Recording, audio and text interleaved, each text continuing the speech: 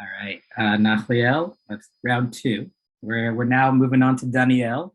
Many of you guys had a chance to learn parts of Daniel this year. There's a little bit of a tease. We only did the Hebrew prakim, so Zil Gmor, as we say in Torah Shebaal Peh. There's a lot more to learn. I'm sure Nachliel will hint to some of the famous aspects of Daniel, famous stories that we didn't necessarily touch on, but also are many that we did touch on. And this will hopefully give a framing for the importance of the Sefer, especially through the prism of history, which is Nachliel's expertise.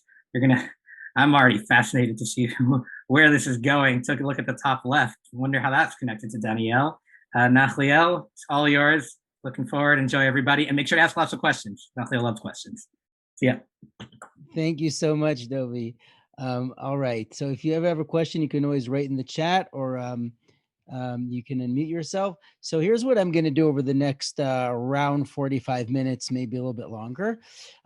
Sefer Daniel, I find fascinating. It's actually the first Sefer that I ever taught as a teacher more than 10 years ago.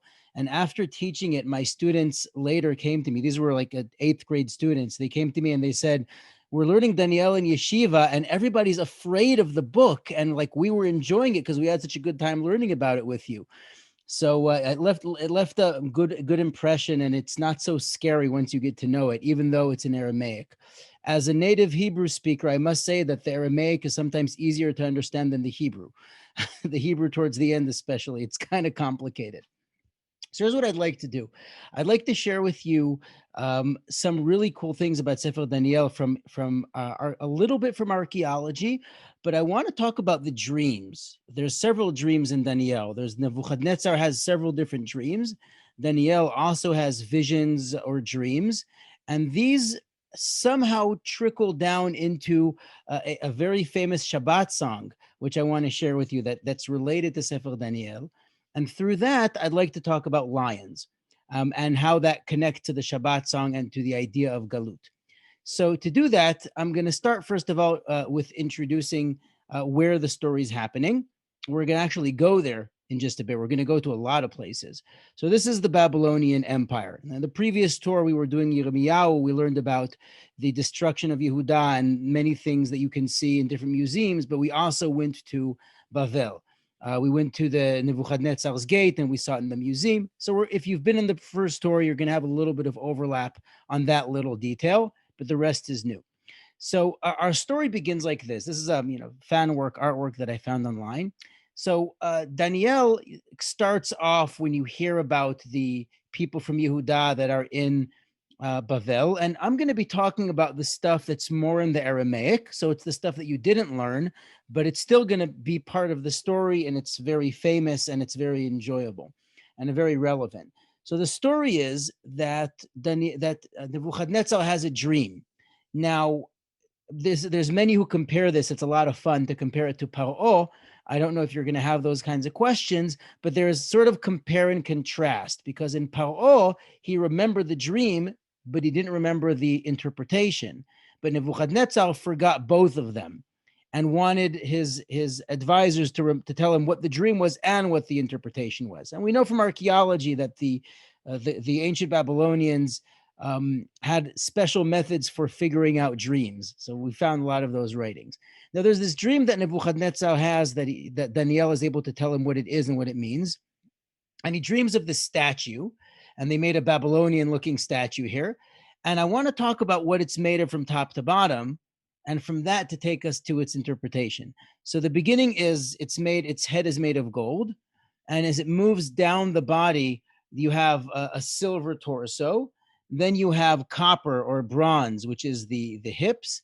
Then you have legs, which are made of iron. And then the feet are made of clay and metal that are mixed together. So this is the story. This is the dream.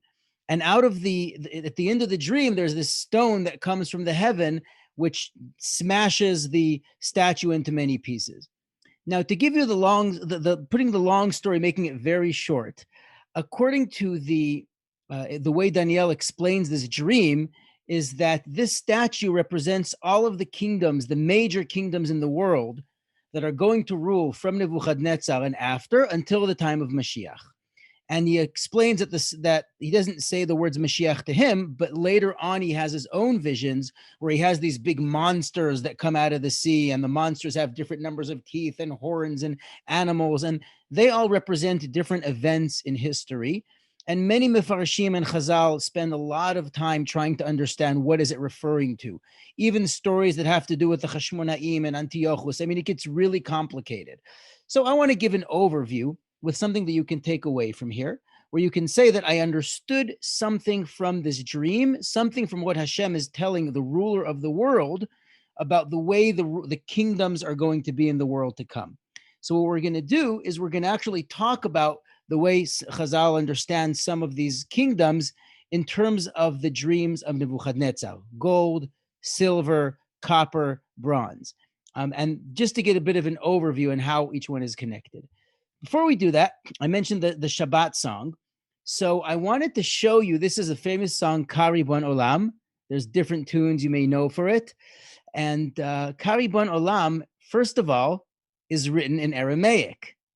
Now, like Sefer Daniel is written in Aramaic, a lot of it. But what I want to show you and challenge you also to look for yourself later is that it's based on Sefer Daniel.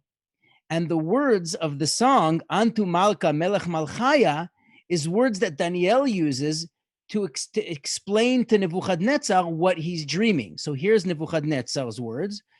He says to Nebuchadnezzar, Ant Malka Melech Malchaya. So he tells Nebuchadnezzar, you are the king of kings. What is a king of kings? In modern English, we say emperor. But that's what he was. He was an emperor. He's a king on top of other kings. So the Tanach word for emperor is Melech Malchaya. So he's the king of kings. And then the Israel Najara, who wrote this song, took these words that Daniel says about Nebuchadnezzar and says it's to Hashem, Antu Malka Melech Malchaya. You, Hashem, are Melech Malchaya, the king of the kings of kings. So that's really nice. And what I did here, and I'm just going to show this to you quickly, is I highlighted in white words from Daniel that are in this song. And you can later on go through it and look through it. I just wanted to show you how it's there. So for example, he says, Ataya v'timhaya, shafar kadama lahachavaya, right? Or ravrevin ovdech v'takifin, machech ramaya v'zakef kefifin. There's all these different words. Irin kadishin uvne nasha chevat. It's really neat. And there's more and more of this. I'm going to save the last one for the end, because the last one has to do with lions, and that's really where I'd like to end this tour. So I'm going to take you now to some of these different places. So here's what we're going to do.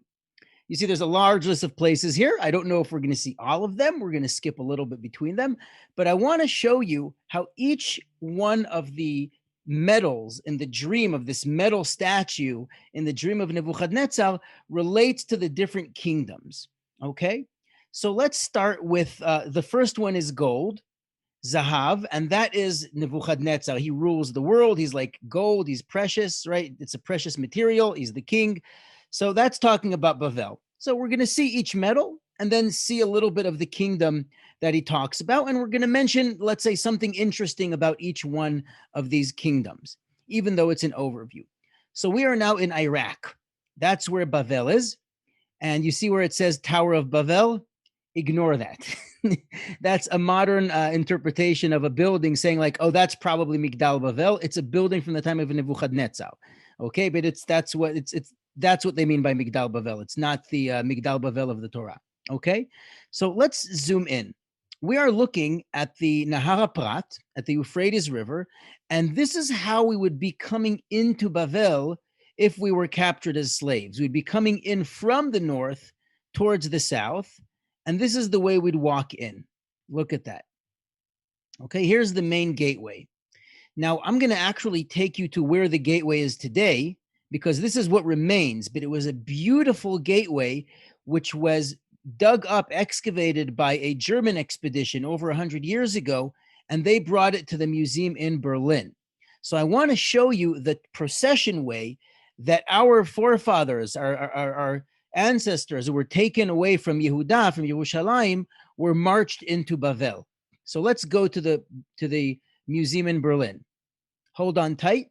I hope you don't get too dizzy, because we're going to be warping around the planet today. Okay, here we are, Berlin. All right, let's take a moment. So I'm transporting you exactly to where we were standing in Iraq, but now look around us and you'll see lions and Bavel. Now in Sefer Daniel, there are several different connections to lions. Okay, I'm sure you've heard of Daniel Begov Ha'arayot. He gets thrown into the lion's den, even though that's not Melech Bavel, that's Daryavesh Hamadi. That comes after Bavel, but it's in Sefer Daniel. There is this is in Perek Aleph. There is the man named Arioch, which means lion. Yeah, and there's also a vision of a lion which represents Bavel. So lions and Bavel, shows up several times in Sefer Daniel. Now I want you to imagine Bnei Israel, like we are, captured from Yerushalayim, walking down this procession way. The bricks that you're looking at are a lot of them. Some are reconstruction, but a lot of them are the original bricks from 2,500 years ago when the Beit HaMikdash was destroyed, and we were marched down into Bavel. So you're looking at the actual bricks that Daniel and Hananiah, Mishael, and Azariah looked at, these marching lions. So first of all, that is incredible. And next time you go to Berlin, if you ever do, you should definitely go to this museum and see it. There's a lot to see here. Now let's go to the gate. Okay, the gate, this is called the Ishtar Gate. Ishtar is, it's named after Avodah Zarah, after the, one of the Babylonian gods. I'm not going to get into those details, but this is the gate. And this is the gate that we would see coming into Bavel from Yerushalayim. So it's an impressive gate. And I'm sure you've heard of the 7 wonders of the ancient world. You know who made up that list? The ancient Greeks. So some of the ancient Greeks, they visited Bavel, and this gate was going to be one of the 7 wonders, except something else that Nebuchadnezzar built took the name on the list, and that's the Hanging Gardens of Babylon. But this is all Nebuchadnezzar's wall, which decorated his palace, is the entrance to the palace. And there's also writings here by Nebuchadnezzar. So this is really neat. There's dragons, there's bulls, and there's lions. So this is our first stop. This is Bavel.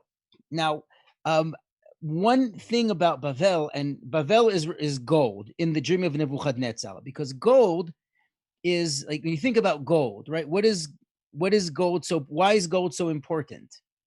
What is it about gold?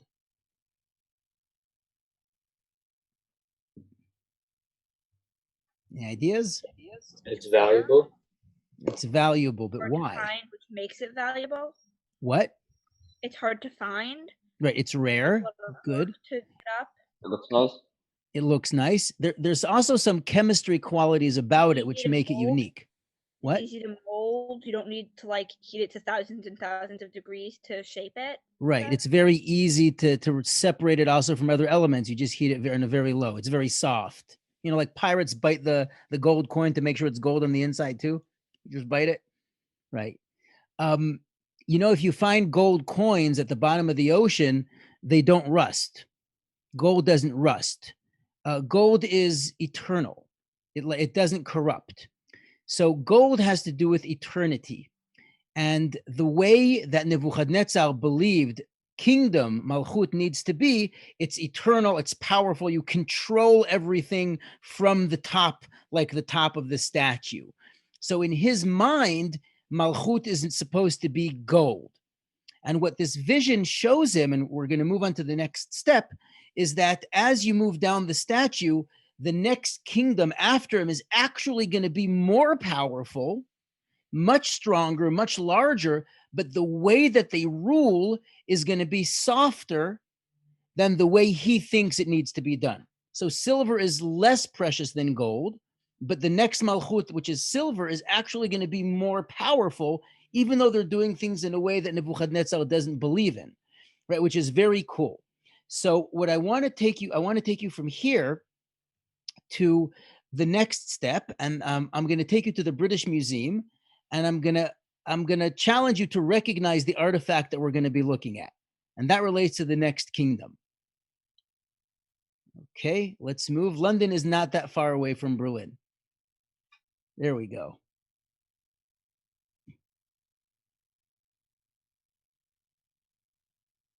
And in the British Museum, what kingdom are we looking at? What is this artifact?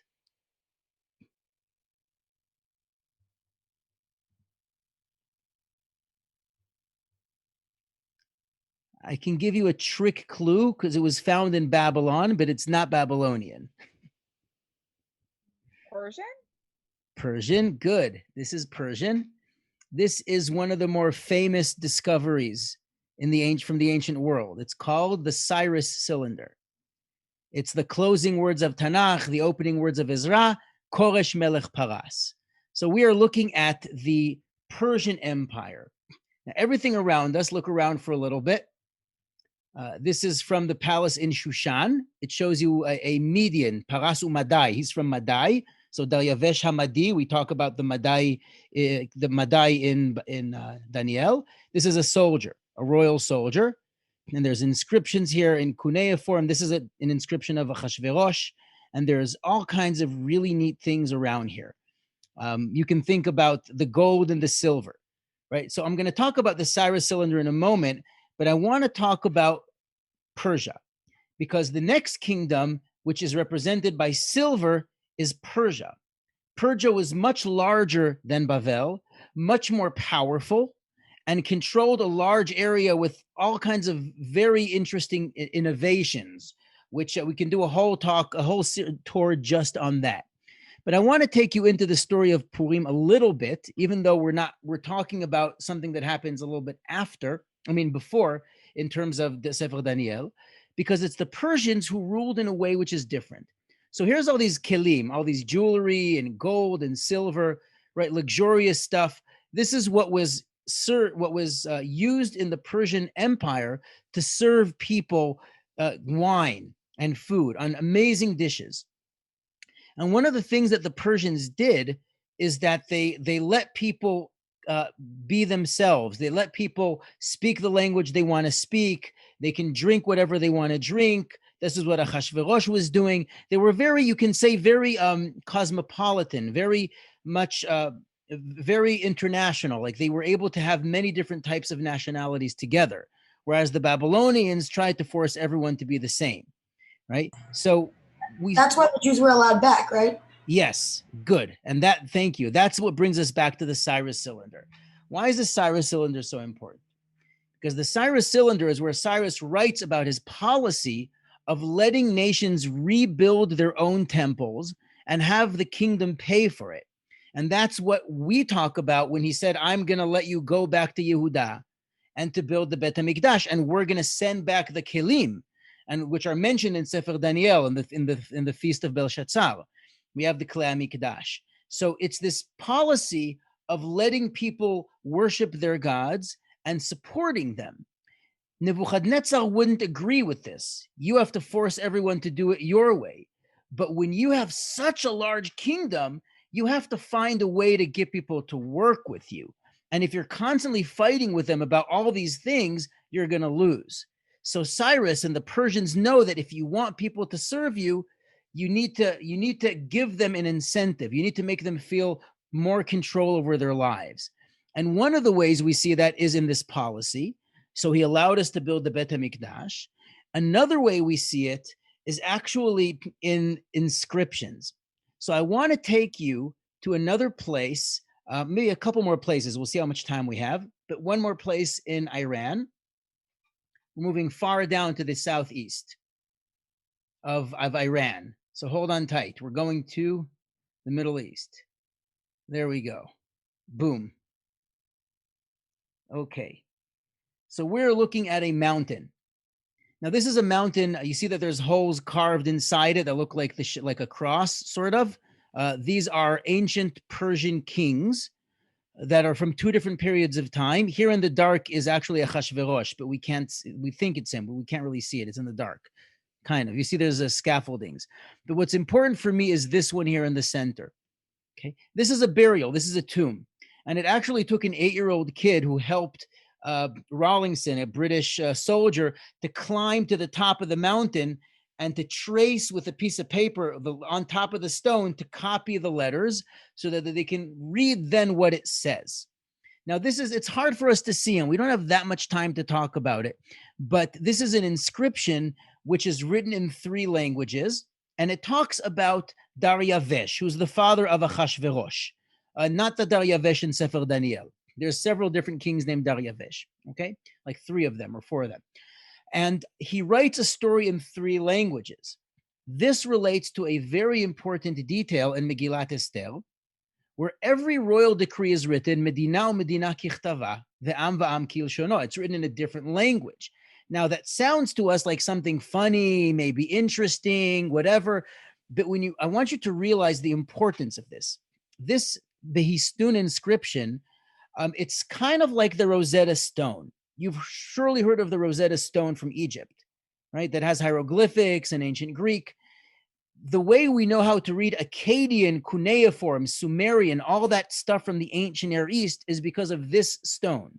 Because the Persian Empire wrote in several different languages. Because they had such a large empire that they had to find a way to get people to work. So instead of forcing people to all learn Aramaic, and then when you go to pay your taxes or you go to the post office or you go to file a complaint to the police, you have to get a translator and to hope that they know what you're saying. Instead of that, we're going to speak your language so that you can feel at home. And it's going to be easier for you to pay taxes and to be a citizen of the Persian Empire. So because of this policy and because of this Behistun inscription, we know how to read ancient Babylonian and Akkadian, Aramaic and Persian and Elamite, all of that because of this inscription from the Persian Empire. So this is a very, very famous inscription. Now, so that is something which is weaker in the eyes of Nebuchadnezzar, but it's actually more successful. So in his mind, it's silver. It's not as precious as gold, but it's actually better. Okay. I'm going to take you to one more place because I just discovered recently that you can go there. Not physically, but this is the National Museum of Iran in Tehran.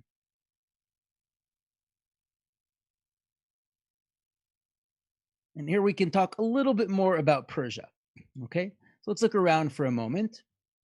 Okay, we're looking at just this picture. First of all, is a reconstruction of the Room of 100 Pillars. It's one of the banquet halls from the palace of the Persian Empire in Persepolis, one of their capital cities.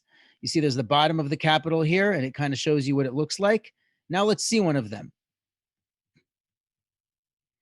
Look at that. Those 2 bulls with kind of like a crevice between their necks is really where you would lay down a beam to hold up the ceiling. This was 20 meters high. And we know that because some of the pillars are still standing in the palace in Persepolis, which we don't have that much time to go and look at.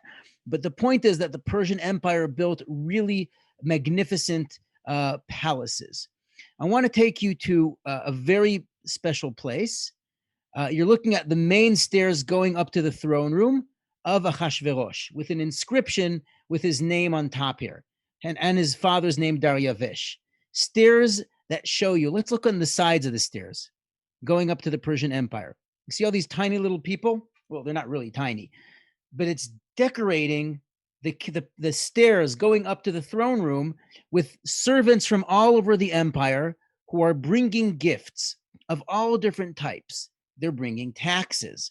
But this is how the Persian Empire collected taxes, by making it a big deal. Everybody needs to bring something special and fancy. See if you can tell what some of these things are. See, this man's carrying some kind of heavy blobby thing on his shoulder. Yeah, any idea what that is?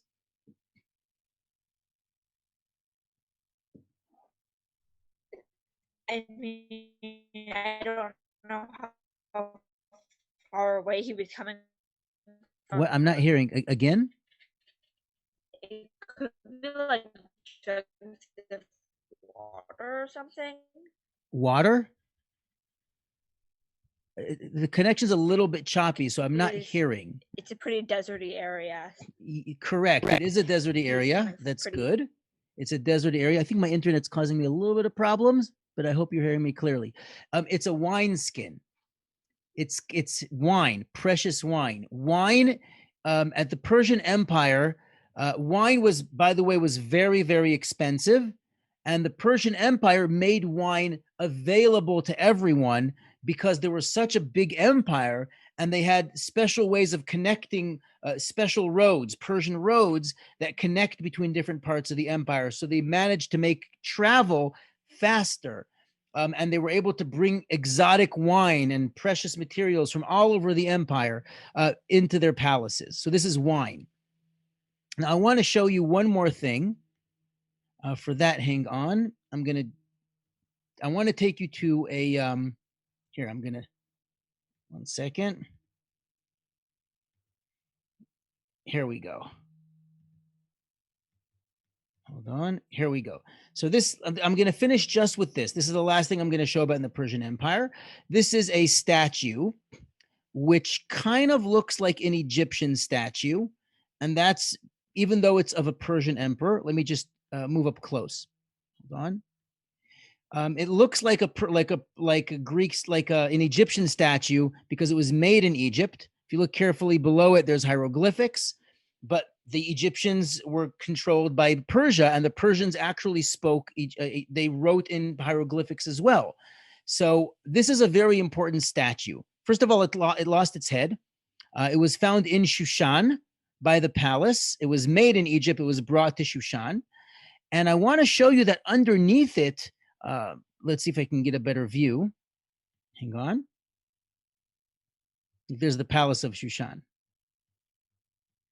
Underneath it are these little figures. Each one of them is dressed differently, different kind of hair, different clothes, and they're standing on top of these hieroglyphic circles.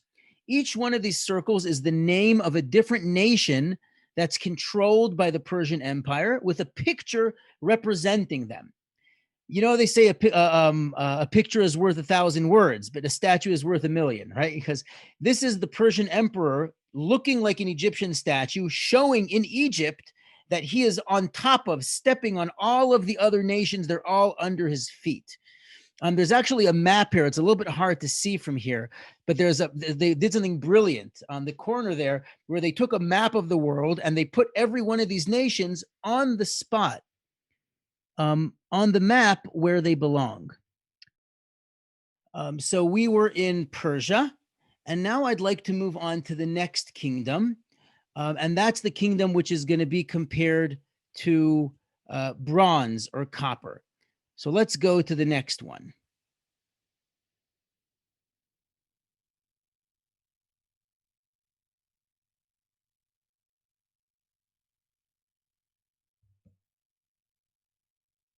Give it a few seconds to load.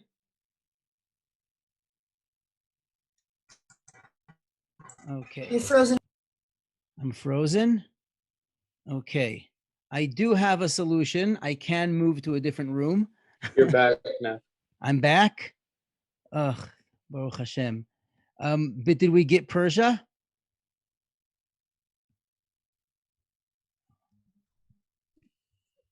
Okay. Here's what I can do.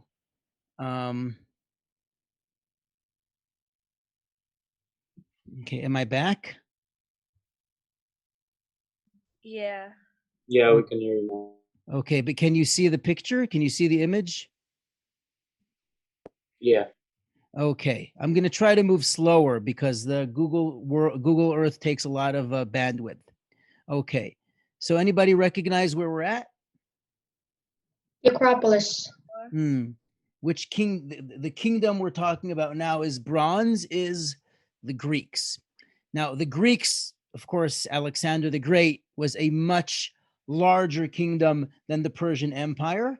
And they were ruling in a way which Nebuchadnezzar would have thought is inferior, is lower, is not as good as the way he ruled, right?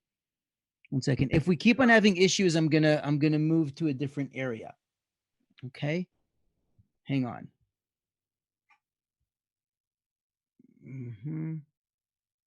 One second. Give me just a second. I'm gonna switch cameras. Okay. Okay.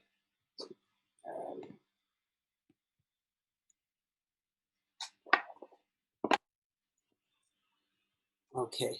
Can you all hear me?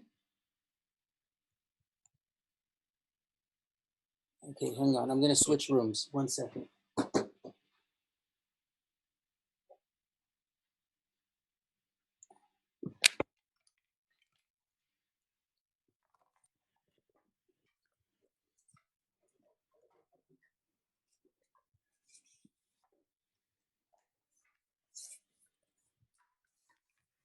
Okay.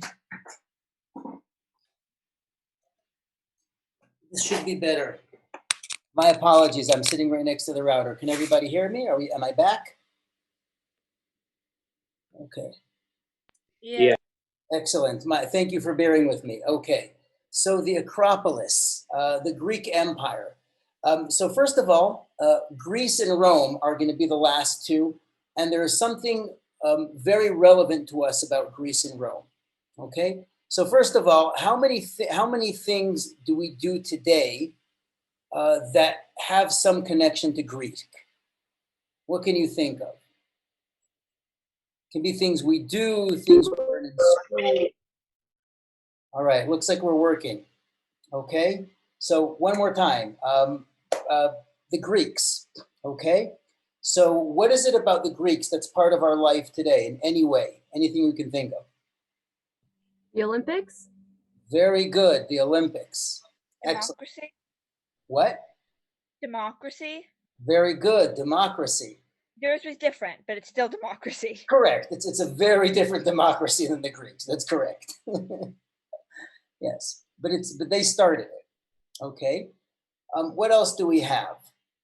Sports. Sports, good. You see that there's you also see, let me zoom out a little bit so you can see a few different things here. There's a horse race track over here. They play games. There are theaters here, several different theaters, right? So that's also something. What else? I want to show you up close. Look at the building. 1 second. This is look at the building of the Acropolis. See how it's built? Now, I want to show you another building, which is related to this. I don't know, is there anyone here from Boston? I'm going to take you to Boston right now, but this is true for several different places. Okay. Look at this. You see the resemblance to the Acropolis? Right? This is the Boston Fine Arts Museum. We're actually going to go inside for just a moment. But architecture. I apologize.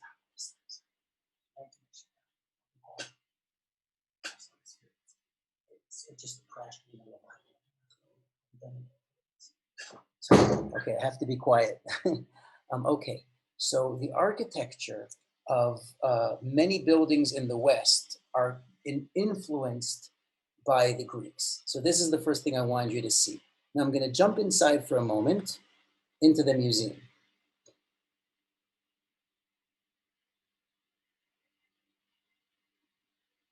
And here's a few things which the Greeks introduced to the world, which we take them. Right? So comedy, right? Theater and performance, right? And we have Greek tragedy. We have tragedy, we have poetry, music. They didn't invent music, but so they used all these different things. In a nutshell, the thing we're talking about is culture. They brought Western culture with them, okay? Which was, of course, the whole story of Hanukkah and so on. But this is the point I want to focus on is democracy. Because democracy, the Greek democracy, is different than the democracy we have today. Because the Greek democracy was, first of all, only men and only free Greek men and not like slaves or anything like that. So it was different than our democracy today. But they started this idea of democracy, which is given to their credit. That's a weaker form of government than what we are familiar with. if you're Babylonian or if you're Persian. It's a weaker material, but it's much more successful. Okay, so that's as far as the Greeks go. Our time is short, so I want to take us to our last stop. And to do that, I'm actually going to take you to a place you might not be expecting, somewhere in the in America. Let's see if you recognize this place. And that's going to be our introduction to the last part.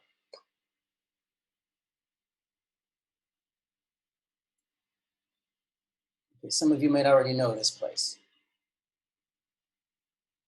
Okay, anybody recognize it? Washington Square. Very good. This is the Grand Army Plaza. Does anybody know what this Victory March is for? Victory Arch? George Washington. Nice try. The Revolutionary War. It has to do with the Civil War, with the Union. Yeah. So that's what this is for. But what does it remind you of? Very good, the Arch of Titus. And this brings us to the last part of well, not really the last one, but like the last important part of the dream, which is iron. Iron represents the Roman Empire. Now, why am I talking about the United States? I want to show you one more building just so you get the idea, and then I'll talk about Rome. So I'm taking you now to the Thomas Jefferson Rotunda in Virginia, and I'll tell you about that. Okay. Here we go. So the rotunda here, one second, I want to get a better view of it, is designed to look like the Roman Senate, right? Like the Roman Pantheon. And this is done deliberately. So it's not exactly Greek, it's more Roman.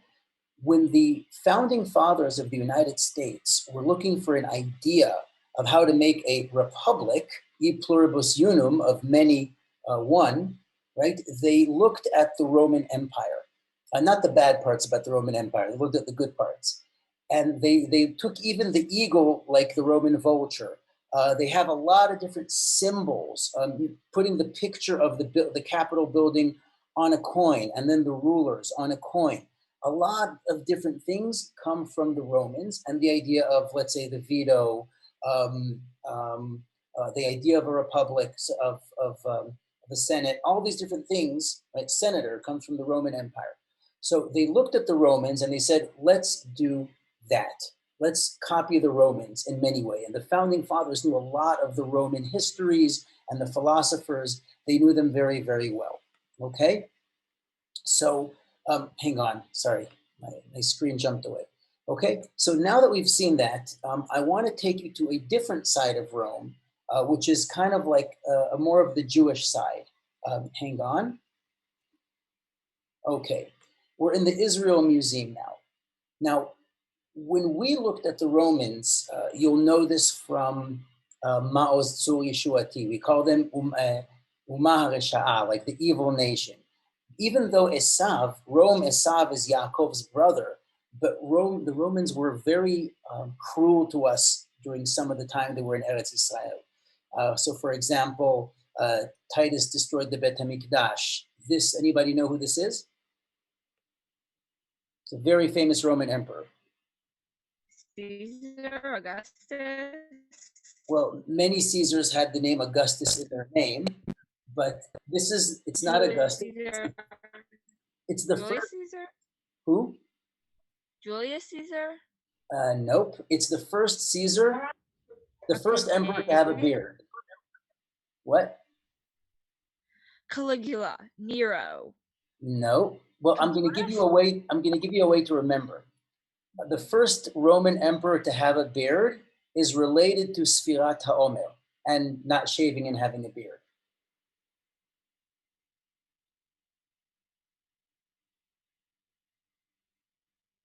What Roman emperor has something to do with Lag BaOmer?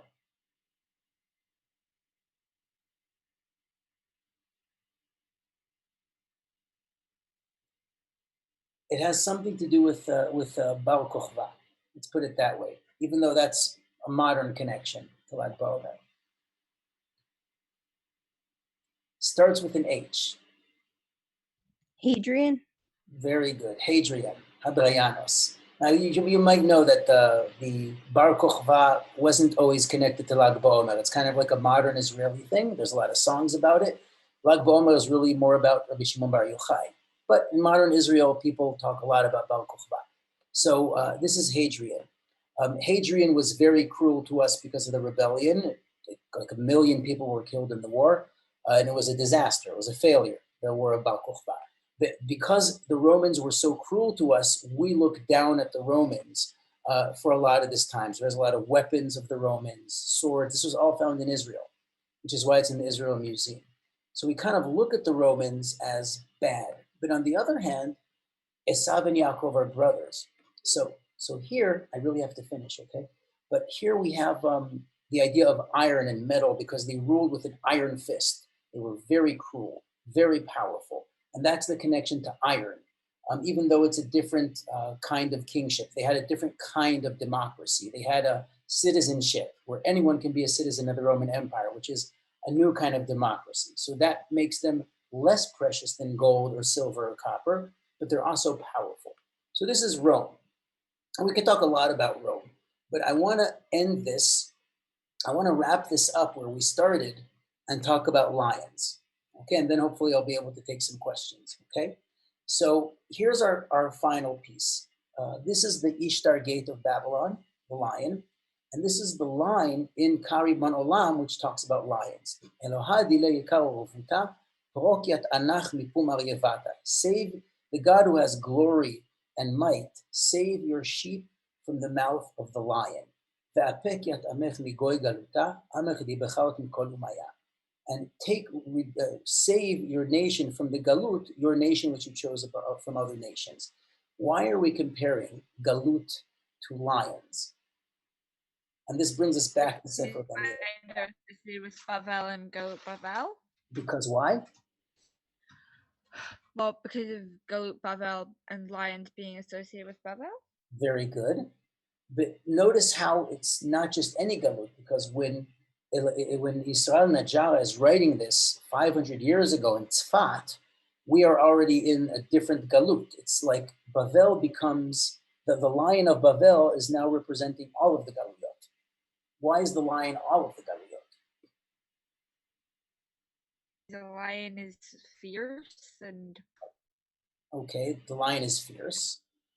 And the connotation many people have with lions is like just a beast of prey, like predators and stuff. It could be because we were throughout the Galut, we were persecuted very often, right? They could be. We call ourselves Tzon, right? Tzon Hashem, etc. But there's something unique about Galut Bavel. Galut Bavel is the first Galut that we had as a nation removed from their land. We're not talking about the 10 Shvatim right now. That's a different subject, okay? But as a nation, this is the first time we were in Galut. So Galut Bavel is the example for all of the Galuyot. It's the symbol of all of the Galuyot. So the Lion of Bavel represents all of the Galuyot because it's the first time we actually had a Galut. Okay, so that was the story. That's the connection. I do apologize for the interruptions with the internet. I'm really embarrassed about it, but thank you for hanging along. I want to thank you so much, and of course, wish you b'hatzlacha. If you have any questions, I am here for you. Let me just pause the recording.